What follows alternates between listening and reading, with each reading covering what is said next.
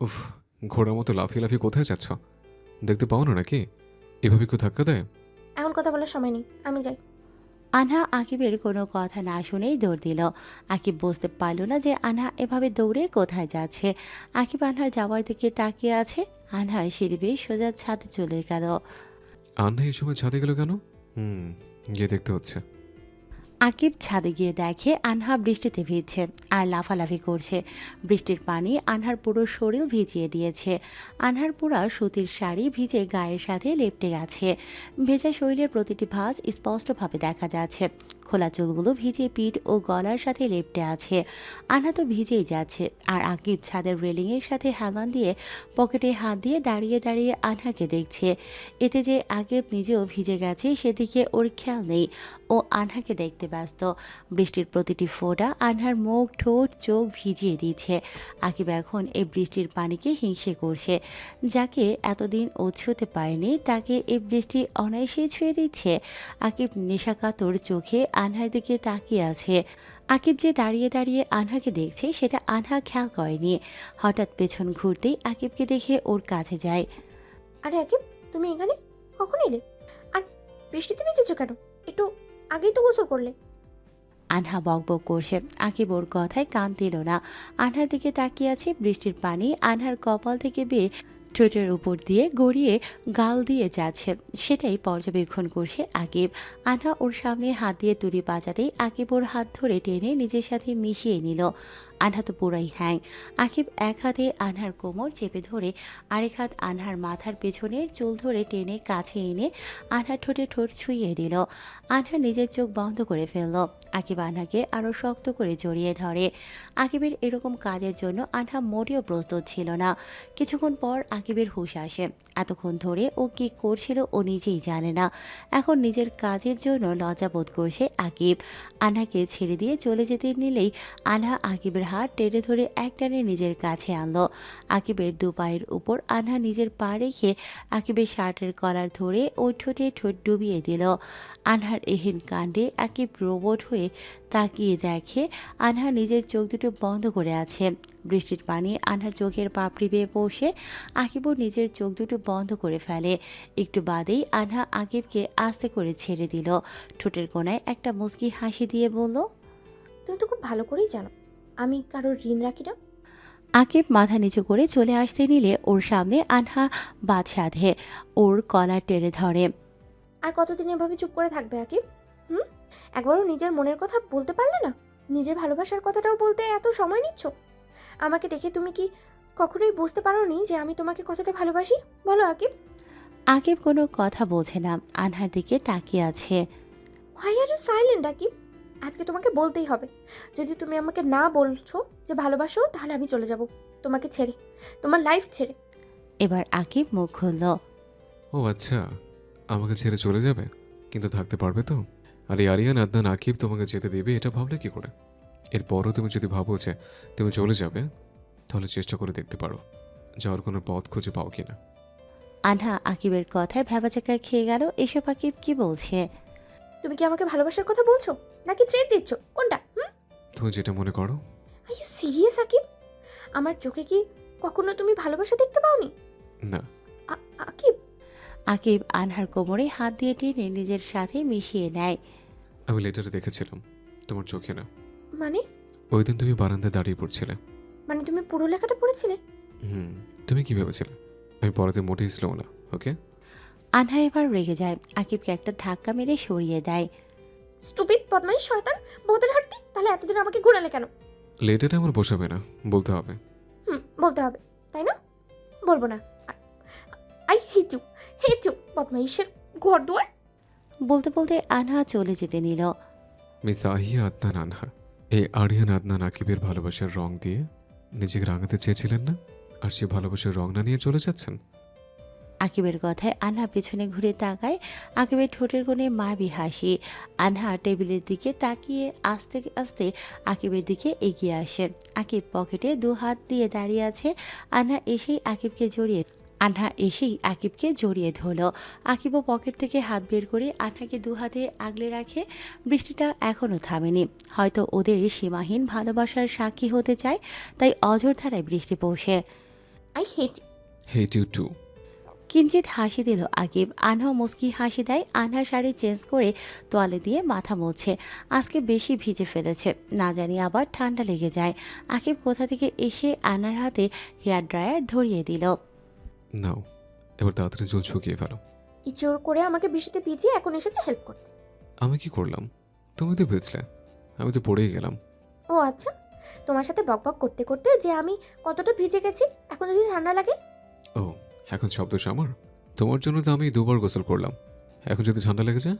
তোমার সাথে কথাই পারা যাবে না, চত্বর। হেয়ার ড্রায়ার ঠাস করে ড্রেসিং টেবিলের ওপর রেখে যেতে নিলে আকিব আনহাকে টেনে ধরে। আয়নার সামনে দাঁড় করিয়ে হেয়ার ড্রায়ার দিয়ে আনহার চুলগুলো শুকিয়ে দিল।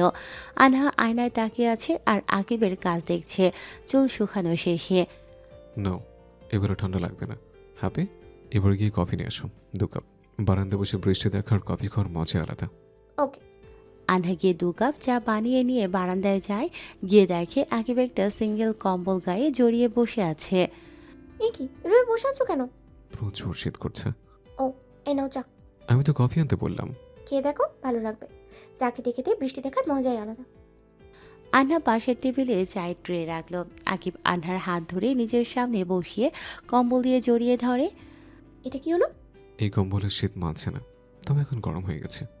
আকিবের কথায় আনহা একটু না অনেকটাই লজ্জা পায়। লজ্জায় মাথা নিচু করে ফেলল। এই যে লজ্জাপতি লতা, চা দিন, ঠান্ডা হয়ে যাচ্ছে তো। ও হ্যাঁ, এই নাও। কিন্তু খাবো কিভাবে? হাত বের করতে পারবো না, তবে কেউ যদি খাইয়ে দেয় তবে খেতে পারি। ও আচ্ছা, কেউ খাইয়ে দেবে? ওকে, তাহলে রীতিকে একটা কল করি, ওই সাথে আমাকে খাইয়ে দেবে। ওকে, নো প্রবলেম। কি বললে তুমি? তুমি যদি ডাকতে পারো তাহলে আমিও খেতে পারবো ওর হাতে। খাওয়াচ্ছি তোমাকে, রীতির রাতের চা। বলি আনহা আকিবের গাল চেপে ধরে চায়ের কাপে চুমুক দেয়। জোর করে পুরো চা খাইয়ে দেয়। উফ, দিলে তো আমার মুখ পড়িয়ে। বেশ হয়েছে, এখন আর রীতির নাম মুখে আনতে পারবে না। আনহা উঠে যেতে নিলে আকিব একটানে আবার নিজের কাজে নিয়ে এলো। শক্ত করে আনহাকে জড়িয়ে ধরে ঘাড়ে মুখ ডুবালো। আকিবের পরশে আনহা কেঁপে উঠল। আকিব আনহার কানের কাছে ফিসফিস করে বলল, আমার কাছ থেকে তুমি কখনো দূরে যেতে চাইলেও পারবে না, কারণ একটা অদৃশ্য সুতে আমরা দুজনেই বাধা। শত চেষ্টা করলেও সেটা ছেড়ে যাবে না। আনহা কিছু বলল না, শুধু আকিবের পরশগুলো অনুভব করতে লাগলো। দুজনেই একসাথে বসে বৃষ্টি দেখছে। এভাবেই সারা জীবন একসাথে থাকতে চায়। দুজনের জীবনে আর কোনো ঝড় দেখতে চায় না। রাতে হঠাৎ করে কারেন্ট চলে যায়। আনহা তখন রুমে একা ছিল। আনহা জোরে জোরে আকিবকে ডাকতে লাগলো। আকিব রুমে চলে আসে ফোনের ফ্ল্যাশ অন করে। কোথায় ছিলে তুমি জানো? আমার খুব ভয় লাগছিল, এখন কি করব? ওয়েট, আমি ক্যান্ডেল জ্বালাচ্ছি। আকিব আলমারির ড্রয়ার থেকে অনেকগুলো রং বেরঙের ক্যান্ডেল বের করল। রুমের এক এক জায়গায় এক একটা রেখে জ্বালিয়ে দিল। ওয়াও, খুব সুন্দর তো ক্যান্ডেলগুলো, কিন্তু এতদিন তো দেখিনি। তুমি বুঝি লুকিয়ে রেখেছিলে? কিন্তু কেন? তুমি হয়তো ভুলে গেছো, এই ক্যান্ডেলগুলো আমাদের বাসার ঘরে জ্বালানো ছিল আর আমি সেগুলো নিভিয়ে দিয়েছিলাম। হুম। কিন্তু দেখো, সেই ক্যান্ডেলগুলো আমি আবার জ্বালালাম। কি অদ্ভুত না? সেদিনের ক্যান্ডেল আর আজকের ক্যান্ডেলগুলোর মধ্যে অনেক তফাৎ। কিরকম? সেদিন ক্যান্ডেলগুলো ভালোবাসার কোনো আলো জ্বালাতে পারেনি, আর আজকে ভালোবাসার আলো জ্বালিয়েছে। মোমবাতির আলোয় দুজন দুজনকে দেখছে। দুজন দুজনের চোখের দিকে তাকিয়ে আছে। এক অদম্য ইচ্ছে, ভালোবাসা দুজনের চোখে ফুটে উঠেছে। হঠাৎ আকিব আনহাকে জড়িয়ে ধরে। হঠাৎ জড়িয়ে ধরাতেই আনহা একটু অবাক হয়, তারপরেও নিজেও আকিবকে জড়িয়ে ধরে।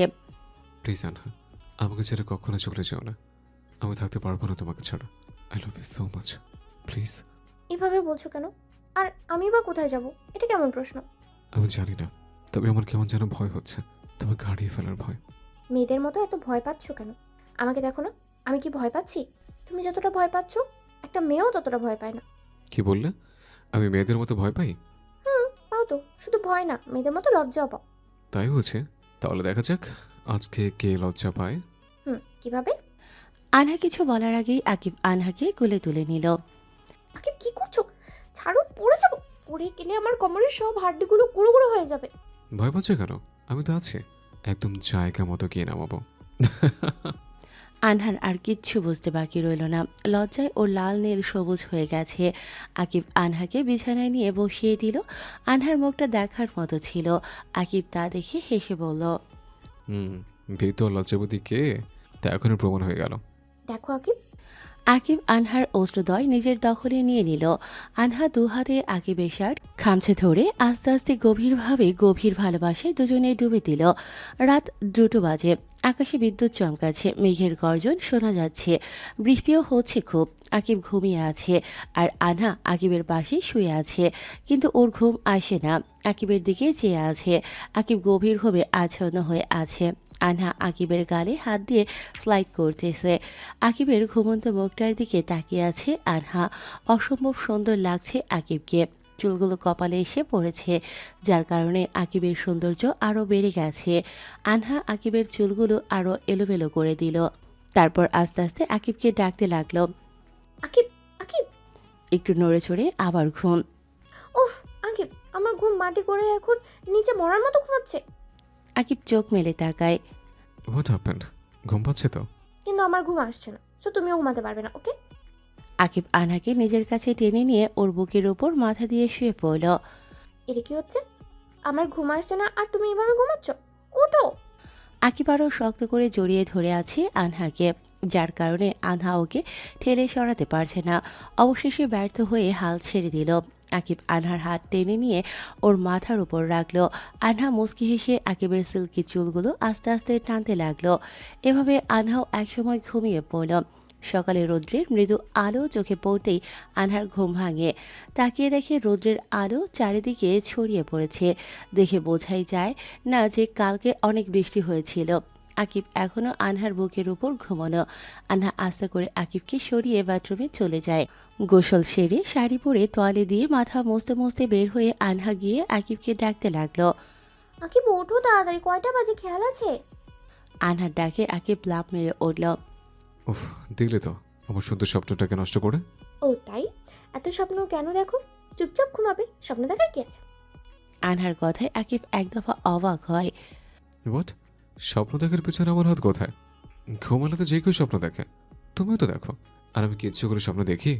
তুমি ইচ্ছে করে উল্টোপাল্টা স্বপ্ন দেখো। এখন কথা না বলে ফ্রেশ হয়ে নিচে এসো, আমি নাস্তা রেডি করছি।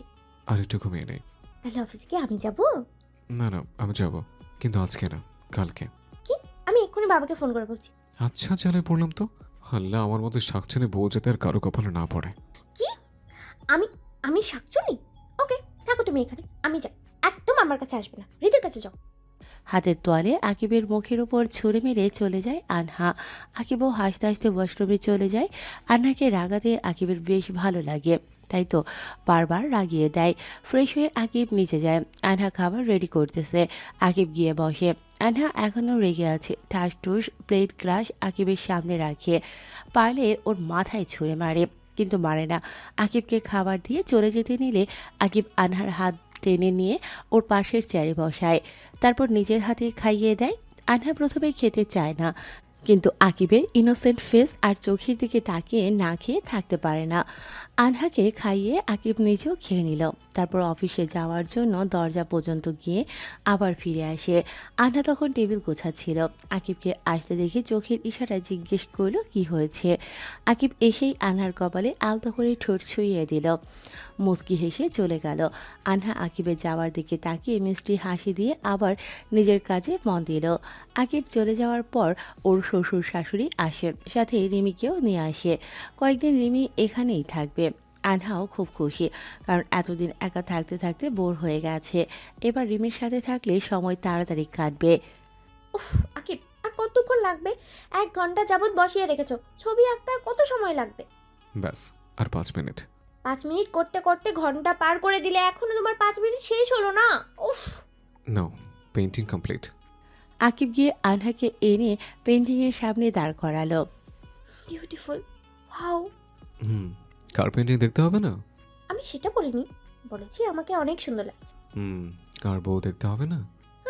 কিন্তু ছবি আঁকতে গিয়ে হাতের আর শার্টের রং লাগিয়ে কি করেছো?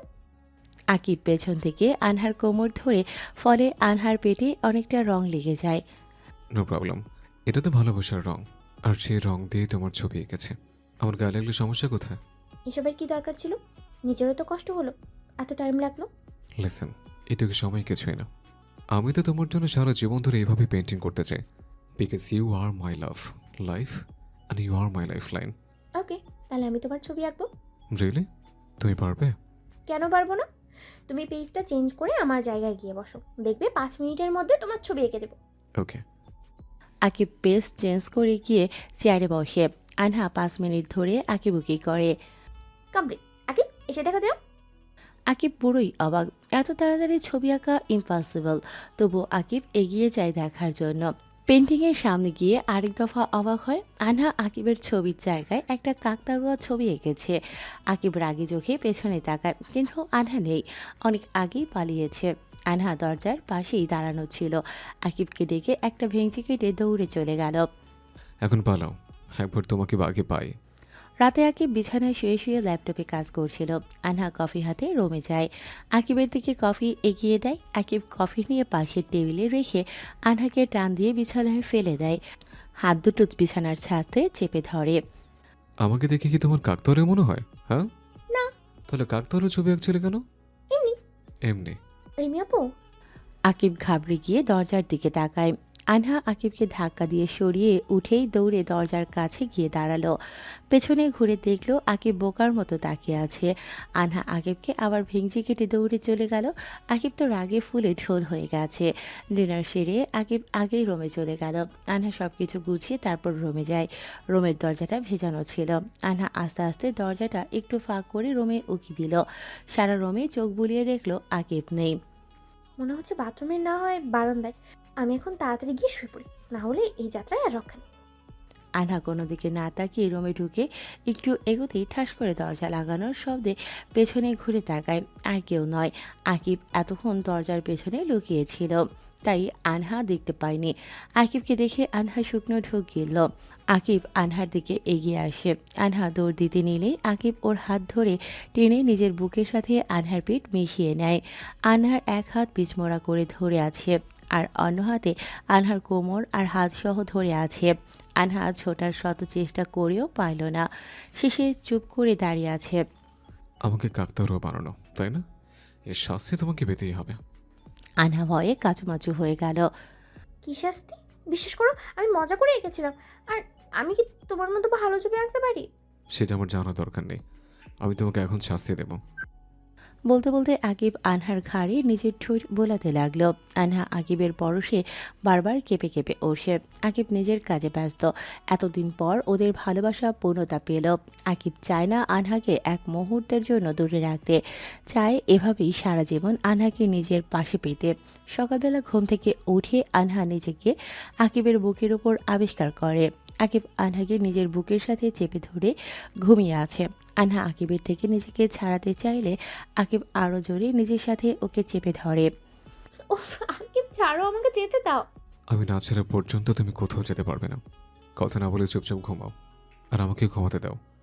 আনহা আর কি করবে, আকিবের কথাই মানতে হবে। ও আকিবের বুকের মধ্যেই শুয়ে আছে। যদিও ঘুম আসে না, তবুও শুয়ে আছে। আজকে আকিব অফিসে যায়নি, কারণ আজকে আনহা আর রিমিকে নিয়ে ঘুরতে যাবে। বিকেলে সবাই রেস্টুরেন্টে যায় খেতে। রিমি শুধু খেয়েই যাচ্ছে, আর আকিব চেয়ে চেয়ে দেখছে। আব্বু আস্তে খা, খাবার তো পালিয়ে যাচ্ছে না। তুই চুপ থাক, তুই কিছু বুঝবি না। এখানে বোঝাবুঝির কি আছে? আকিব চুপ থাকো, আপুর সাথে ঝগড়া না করলে ভালো লাগে না তোমার। এখন বুঝবি না, যখন সময় আসবে তখন ঠিকই বুঝবি। এখন আমাকে খেতে দে। আনহা একটু লজ্জা পেল, কিন্তু আকিব কিছুই বুঝতে পারছে না। খাওয়া শেষে ওরা পার্কে গেল ঘুরতে। ওখানে গিয়ে সোহানের সাথে দেখা। আকিব সোহানকে দেখে ওর কাছে গিয়ে সোহানের সাথে হ্যান্ডশেক করে। হ্যাঁ ব্রো, কেমন আছো? ভালো। সাথে কি ভাবি নাকি? সোহান মাথা নাড়ায়। সোহান বুঝতে পারে না যে আকিব সোহানের ওপর ক্ষেপে এই আকিব সোহানের সাথে ভালো ব্যবহার করতেছে। আনহাও অবাক। আকিব, তুই ওকে চিনিস? ফ্রেন্ড। ও চলো, আমাদের বাসায় তোমার বউকে নিয়ে আসবে কিন্তু। সোহান মাথা নাড়ল। আকিবের তো ভীষণ হাসি পাচ্ছে। কোনো রকম হাসি থামালো। আচ্ছা আসি, আমরা চলি। সোহান হাবলার মতো তাকিয়ে ওদের যাওয়া দেখতেছে। আকিব কিছু দূর গিয়ে আবার সোহানের কাছে ফিরে এসে বলল, থ্যাঙ্কস আনহাকে আমার কাছে ফিরিয়ে দেওয়ার জন্য। বলেই আকিব চলে গেল। সোহান তো পুরাই শকড। রাতে সোহানের সাথে এত ভালো ব্যবহার, কি ব্যাপার? আকিব গিয়ে পেছন থেকে আনহাকে জড়িয়ে ধরে। কারণও না থাকলে আমি তোমাকে পেতাম না, তাই ওকে আজকে ধন্যবাদ দিয়ে আসলাম। তাহলে আমাকেও তো এদিকে থ্যাঙ্কস দিতে হবে। ওকে। তুমি তো জানো আমি কারোর ঋণ রাখি না। তুমি আমার এক্সকে থ্যাঙ্কস জানিয়েছো, আর আমিও তোমার এক্সকে জানাবো। সিম্পল। পরের বার যখন হৃদির সাথে দেখা হবে তখন জানিয়ে দিও। দুজন একসাথে হেসে উঠে আকিব আনহাকে আরো শক্ত করে জড়িয়ে ধরল। এমন সময় দরজায় টোকা পড়তেই আকিব আনহাকে ছেড়ে দিয়ে দরজা খুলল। দেখলো রিমি এসেছে। আপু তুমি? আনহাকে নিয়ে তাড়াতাড়ি নিচে আয়, বাবা ডাকছে। এইটা বলেই রিমি চলে যায়। আকিব একটু অবাক হয়। তারপর আনহা আর আকিব একসাথে নিচে আসে। নিচে এসে ওরা আরো অবাক হয়। আকিব একটু খুশি হয় সামনে দাঁড়িয়ে থাকা মানুষটাকে দেখে। ভাইয়া? আকিব দৌড়ে গিয়ে রাকিবকে জড়িয়ে ধরে। ভাইয়া তুমি? I am so happy. বাবা প্লিজ ভাইয়াকে ক্ষমা করে দাও প্লিজ। বাহ, ভেরি নাইস আকিব। আহা, আর কত নাটক করবি, এবার তো থাম। সাথে সাথে আকিবের মুখটা মলিন হয়ে গেল। রাকিব কি বলছে আকিব কিছুই বুঝতে পারছে না। বাড়ির সবাই অবাক। মানে ভাইয়া তুমি কি বলতে চাইছো? আমি কিছু বুঝতে পারছি না। নাটক মানে? বুঝতে পারছি না নাকি বুঝতে চাচ্ছিস না? কি হচ্ছে আকিব? একে তো আমার সম্মান ডুবিয়ে দিয়েছিস, এখন আবার কি শুরু করেছিস? আমরা তোমার কোনো কথা শুনতে চাই না। আকিবের সাথে তোমার কথা শেষ, এখন তুমি আসতে পারো। আনহা আর রিমি চুপচাপ দাঁড়িয়ে আছে। কি হচ্ছে আগাগোড়া কিছুই বুঝতেছে না ওরা। বাবা, সবে তো শুরু, আজকে সব কিছুর হিসাব আমি বোঝাবো। ভাইয়া তুমি একটু ক্লিয়ার করে বলবে? তুই যেন সব কিছু না জানার ভান করছিস ওকে। তাহলে আমি বলি, বিয়েটা তো তোর প্ল্যান মাফিক হয়েছে, তাই না? বিয়ে? হুম, প্ল্যান করেই তো তুই আমাকে সরিয়ে আহানকে বিয়ে করলি, আর আমাকে সবার সামনে খারাপ করে নিজের ভালো মানুষ হয়ে গেলি। তোর তারিফ না করে থাকা যায়? এসব কি বলছো তুমি? ঠিকই বলছি বাবা। জানো সেদিন কি হয়েছিল?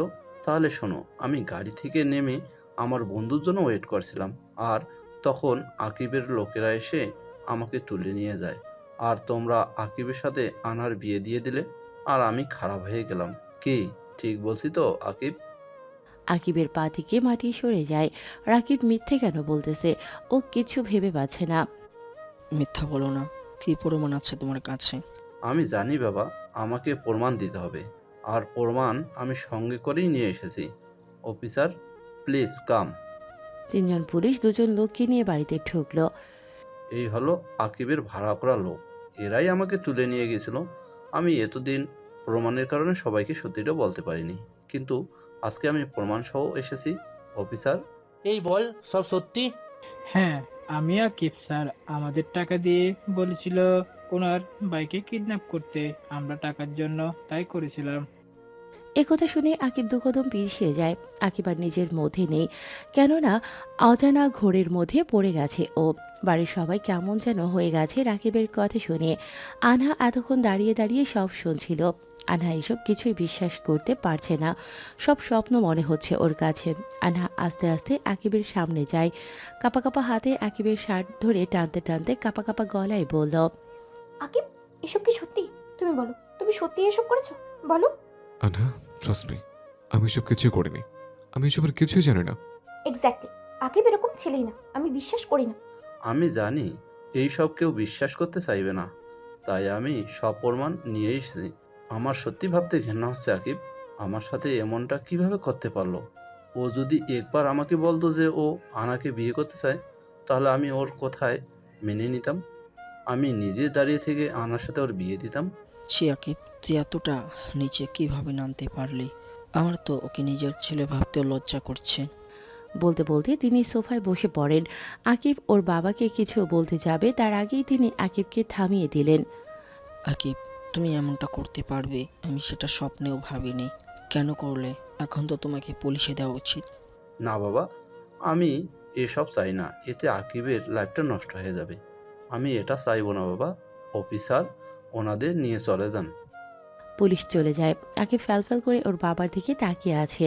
কেউ ওর কথা বিশ্বাস করছে না। আকিব আনহার কাছে যায়। বিশ্বাস করো আনহা, এটা সত্য না। আনহা আকিবের হাত ঝাটকা দিয়ে নিজেকে ছাড়িয়ে নিল।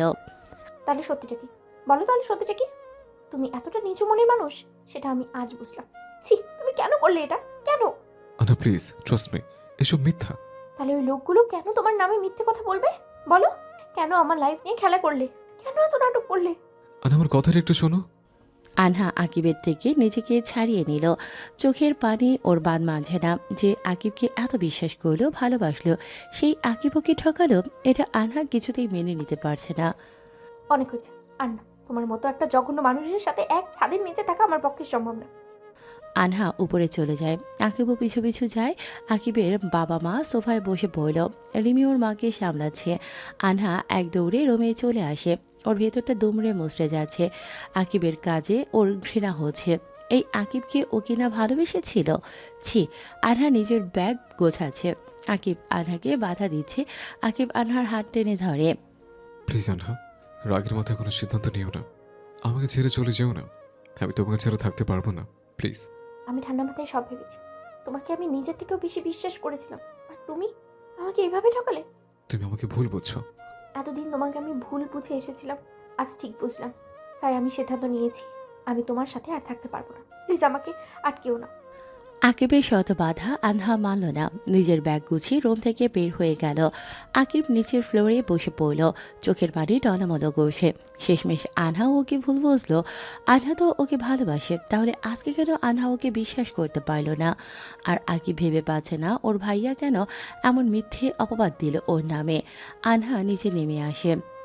মা বাবা, আমাকে ক্ষমা করবেন, আমি এখানে থাকতে পারবো না। আকিবের বাবা মা কিছুই বলল না। আনহা বাড়ি থেকে বেরিয়ে আসে। রাকিব আনহার যাওয়ার দিকে চেয়ে থেকে এক টুকরো হাসি দিল, যা কারো চোখে পড়ল না। সরি আকিব অ্যান্ড আনাহা, আমার লাইফটা সেটেল করার জন্য তোমাদের লাইফে গন্ডগোল লাগিয়ে দিলাম। রাকিব কখনো নিজের ভাগ ছাড়ে না, এর জন্য যদি আকিবকে বাড়ি ছাড়া হতে হয় তাতেও আমি রাজি আছি। বলে একটা ডেভিল হাসি দিল, তারপর বাবা মায়ের কাছে গিয়ে ভালো মানুষের অভিনয় করতে লাগলো। আনহা অটোতে করে বাড়ি ফিরছে, চোখের পানি বারবার মুছছে, তবুও পানি পড়ছেই। খুব কষ্ট হচ্ছে। আকিব কেন ওর সাথে এমনটা করলো? কেন এতটা খারাপ আকিব? তা এতদিন কেন বুঝতে পারলো না? রিধিকে কি সাজিয়ে এনেছিল? আর সোহানকে কি টাকার লোভ দেখিয়ে সরিয়েছে? সব কিছু। আনহা এসব ভাবছে আর চোখের পানি মুছতেছে। এসব ভাবতে ভাবতে ও বাড়ি চলে আসে। দরজার সামনে এসে কলিং বেল বাজায়। একটু পর আনহার মা এসে দরজা খুলল। আনহা ওর মাকে জড়িয়ে ধরে কাঁদতে লাগলো। আনহার মা কিছুই বুঝতে পারছে না এত রাতে আনহা কেন এলো, আর কাছেই বা কেন। আনহার মা ওকে কোনো রকমে শান্ত করে সোফায় বসালো। আনহার বাবাও এসেছে, তিনিও আনহাকে দেখে অবাক। ওনারা আনহাকে শান্ত করার চেষ্টা করছে, কিন্তু পারছে না। শেষে আনহার শ্বশুরকে ফোন করে সব জেনে নিল আনহার বাবা। ওনারাও মেনে নিতে পারছে না যে সত্যি আকিব এটা করতে পারে। আনহার মা অনেক কষ্টে আনহাকে রুমে নিয়ে যায়। আনহা কাঁদতে কাঁদতে ওর মায়ের কোলে মাথা রেখে ঘুমিয়ে যায়। আনহার মা আঁচলে চোখ মুছে চলে আসে। সব বাবা মা চায় সন্তানের সুখ দেখতে, কষ্ট না। সন্তানের কষ্টে বাবা মা দ্বিগুণ কষ্ট পায়। আকিব নিজের রুমে দরজা বন্ধ করে লাইট অফ করে বসে আছে। বারান্দার ফাঁক দিয়ে বাইরের একটুখানি আলো এসে পড়ছে ওর রুমে, এতেই রুমটা একটু আলোকিত হয়েছে। আকিব একটু আগের ঘটনা বারবার চোখে ভাসে। যদি এটা কোনো দুঃস্বপ্ন হতো তাহলে আকিবের চেয়ে খুশি আর কেউ হতো না। এমন যদি হতো আকিব এখনো স্বপ্ন দেখছে, ঘুম ভাঙলে দেখবে সব কিছু আগের মতোই আছে, তাহলে খুব ভালো হতো। কিন্তু তা হবে না, একটু আগেই সব শেষ হয়ে গেছে। আনহা ওকে ছেড়ে চলে গেছে। আনহাকে ছাড়া আকিব বাঁচবে কি করে? ওকে ছাড়া আকিব কিছুতেই থাকতে পারবে না। আচ্ছা, আনহাকে আকিবকে ছাড়া থাকতে পারবে? যতই মুখে বলুক সে আকিবকে ঘৃণা করে, কিন্তু একদিনের জন্য হলেও ও আকিবকে ভালোবেসেছিল। আকিব এসব ভাবছে আর ওর চোখ দিয়ে অশ্রুধারা বইছে। মা বাবা আপু ওকে অবিশ্বাস করলো, কিন্তু আনহার তো উচিত ছিল আকিবকে বিশ্বাস করা। আনহা কেন আকিবকে বিশ্বাস করলো না? কেন করল না? আকিব আর কিছু ভাবতে পারছে না, মাথাটা ধরে গেছে ওর। আকিব বিছানায় টান টান হয়ে শুয়ে পড়ল, কিন্তু ঘুম আসে না ওর, সব কিছু আবছা হয়ে আসে। জীবনের সাথে লড়াই করে ও ক্লান্ত। ভালোবাসার মানুষগুলো এভাবে যদি পেছন থেকে ছুরি মারে তাহলে এগিয়ে যাওয়া সম্ভব না। ভাইয়াকে তো আকিব কত ভালোবেসেছিল, একসাথে চলাফেরা করেছে, এত বছর একসাথে ঘুমিয়েছে, খেলেছে, আরও কত স্মৃতি ওর ভাইয়ার সাথে। আর সেই ভাইয়া ওর সাথে বেইমানি করতে কিভাবে পারল? কিভাবে নিজের রক্তের সম্পর্ককে ছিন্ন করতে পারল? আর এর পেছনে ওর ভাইয়ার কোনো উদ্দেশ্য আছে। এভাবে অন্যকে কষ্ট দিয়ে না, অন্যকে না, নিজের ভাইকে কষ্ট দিয়ে কি লাভই বা হবে? এবার সত্যি সত্যি আকিবের মাথা ঘোরাচ্ছে, আর কিছু ভাবতে পারছে না। দু চোখ বন্ধ করে আছে, বন্ধ চোখের কোণে পানি গড়িয়ে পড়ছে। চোখের পানিতে বালিশ ভিজে গেছে। এভাবেই আকিব একসময় ঘুমের দেশে তলিয়ে যায়। 1.5 মাস পার হয়ে গেছে। এই 1.5 মাস আনহা কিভাবে যে থেকেছে ও নিজেই জানে। সেদিন রাগের মাথায় চলে এসেছিল ঠিকই, কিন্তু আকিবকে ছাড়া ওর দিনগুলো যেভাবে কাটিয়েছে তার থেকে ওর মরে যাওয়া অনেক ভালো ছিল। রাগের মাথায় ফোনটাও ভেঙে ফেলেছে যাতে আকিবকে কল করতে না পারে। কিন্তু এখন আনহা হাঁপিয়ে গেছে, আর থাকতে পারছে না। রাতে প্রতিদিন 2টো করে ঘুমের ঔষধ খেয়ে ঘুমায়, কিন্তু দিনের বেলা যে কিভাবে কাটায় দিনটা ওর যেতেই চায় না। নিজেকে সব সময় ব্যস্ত রাখতে চায় কাজের মধ্যে, কিন্তু প্রতিটি কাজের মধ্যেই আকিবকে খুঁজে পায়। এখন আনহার মনে হচ্ছে ও কোনো ভুল করছে না তো। আকিবের কথাগুলো আনহার মনে পড়ছে। আকিব বলেছিল রাগের মাথায় কোনো সিদ্ধান্ত না নিতে। তাহলে কি আন্না ভুল সিদ্ধান্ত নিল? আনহা চুপচাপ রুমে বসে আছে আর ভাবছে। এমন সময় তামিম আসলো। এতদিন তামিম একটা কাজের জন্য শহরের বাইরে ছিল, আজই আসলো। আর ওর মায়ের থেকে সব শুনেছে। সেদিন আনহা তামিমকে কিছু বলতে দেয়নি, কারণ বললে তামিম সাথে সাথে চলে আসতো আর ওর কাজের ক্ষতি হতো। তামিম এসেই আনহার কাঁধে হাত রাখে। আনহা পেছনে ঘুরে তাকালো।